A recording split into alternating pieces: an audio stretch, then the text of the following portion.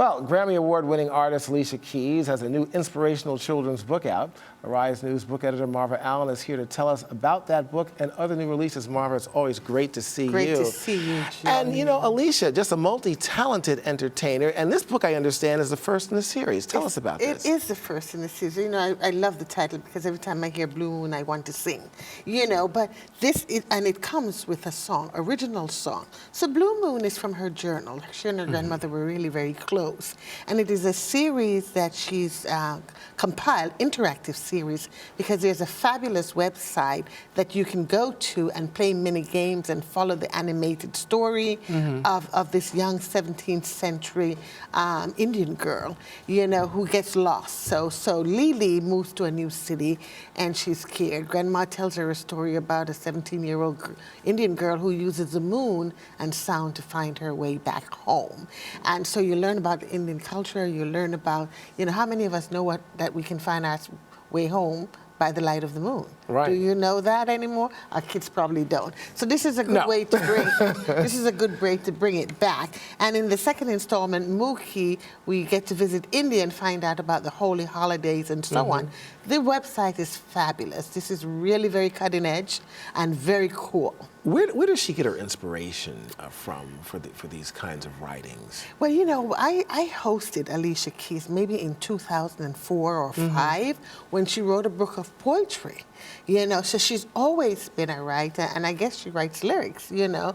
So I guess the creative space is where she plays, and it's great to see her translate that for children. Now that she's got kids of her own, right? She probably wants to have these kinds of inspirational stories, so she writes it. I want to move on to our next book here. This is more for adults here, called No Man's Land. Tell us about this book. Hilarious. This is so hilarious. This guy, Aasif Mandvi, he is on, of course, the Daily Show with Jon Stewart. He's a comedian. He's funny. He's funny. He is Indian, English, American, Muslim. I mean, what a combination. What a combination. So, you know, there are many stories to tell around to say that, the least. right? And so he comes from England, to India, born in England to Indian parents in Bradford, very smoggy, 16 years old. His father loves the name Brunch.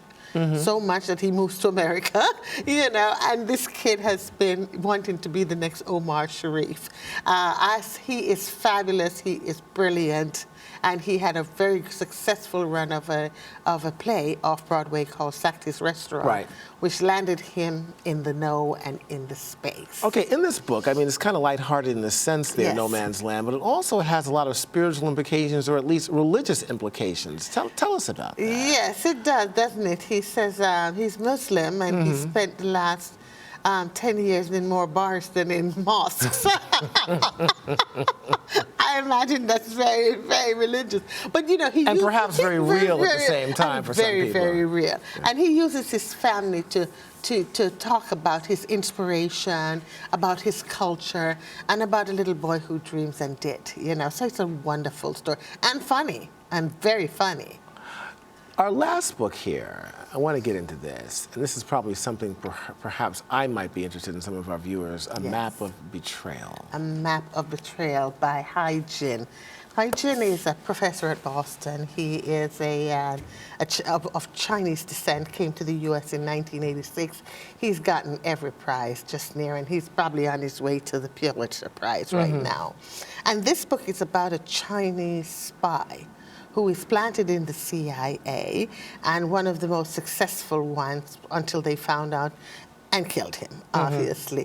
And his daughter finds his diary and realizes that there's so much more to his life than this. He was actually forced to come from China. He had a family there, a wife and children, and forced to come here and remarry and have new children. And so this is this sort of a very sad, you understand a spy, you know, and it's great high espionage, but you get to understand the sacrifices that they make, you know, for love of country. Well, interesting enough, you know, the mind of writers, like you listen to Stephen King and how he comes up with horror books, those kinds of things. An author like this, Ha Jin, how much research did he have to do on this in order to come up with this? Oh, every writer. You know, even the lightest writer have to do some research. I mean, you know, you've got to get into the mind of people who would be in espionage. But, you know, every writer has to spend time in great research for the book to resonate with the reader. You know, and I'm sure, you know, being from a communist country, and he talks about that in the book, how he loved his country, but he also came to love America. And, you know, what happened to those emotions, you know, when you're a spy in a country that you're beginning to love and where you have a whole new family. I'm reading that book. Yes, me too. I read it already. Marva, thanks a lot.